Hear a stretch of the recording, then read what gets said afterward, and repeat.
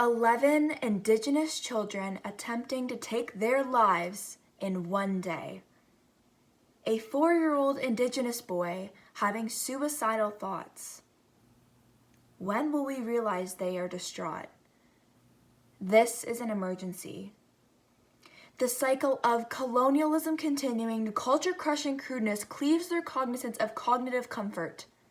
This is an emergency. 2 young boys living with fetal alcohol syndrome. Their mother was the daughter of residential school survivors who could not wear a visor to alienate her experience of intergenerational trauma. Her mental health began to collapse as the constant corruption cursed her conscience. Sweeping away her spirit as swiftly as a sinful snake, alcohol became a learned coping mechanism. Her sense of self is a fragile, brittle canvas waiting for her future to be painted. This is an emergency. The anxiety of sobriety weighing heavily in a variety of worries, leading to the ultimate sense of dubiety. When will I be recognized as a human? Her children now face a life-altering disease due to their culture being viewed as inherently tarnished by society. This is an emergency. When will the government realize this requires urgency? I grew up in Burlington, 50 kilometers away from Six Nations, a reserve that has been consistently neglected. Why is it that upon research, the rates of suicide and depression are disproportionate compared to the city I live in? Why are the privileged in denial of the abusive acts towards Indigenous people? As the white paper sings in a call for liberty, we must respond.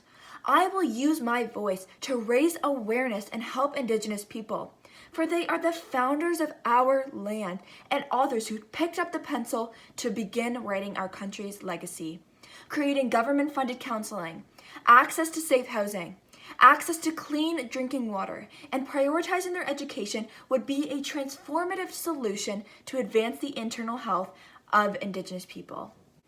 They shall not live in fear of the powerful, but rather be empowered to stand up to the favored.